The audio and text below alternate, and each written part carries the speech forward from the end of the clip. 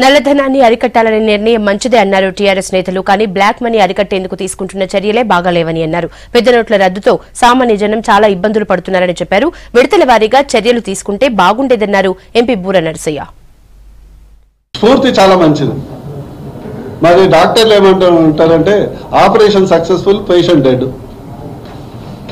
మనం చేసే చాలా అవినీతి నిర్మూలించాలి, బ్లాక్ మనీ నిర్మూలించాలి, 100% చేయాల్సిన అవసరం ఉంది మన దేశంలో. ఈరోజు క్యూ దగ్గర ఎట్లయితే బ్యాంకుల్లో ముందర క్యూ చూస్తే అక్కడ ఎవరు డబ్బులు ఉందో వాళ్ళు కనిపించట్లేదు. అందరూ రోజు కూలి చేసుకొని మధ్యతరగతి వాళ్ళు, చిన్న తరగతి వాళ్ళు ఉన్నారు. అయితే వారు తీసుకున్నటువంటి నిర్ణయం మంచిది, కానీ అమలు చేసే పద్ధతుల్లోనే కొంత ఆచితూచి అంటే వాస్తవ పరిస్థితులు దృష్టిలో పెట్టుకుని తీసుకుంటే మంచిది. ఈరోజు బ్లాక్ మనీ అనేది కేవలం లిక్విడ్ క్యాష్లో ఉండదు. బ్లాక్ మనీ అనేది రియల్ ఎస్టేట్ అసెట్లో ఉంటుంది.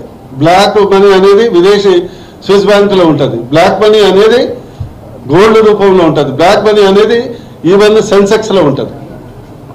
ఈరోజు ఈ డిసిషన్ తీసుకోవటం వల్ల డిసిషన్ 100% వి సపోర్ట్.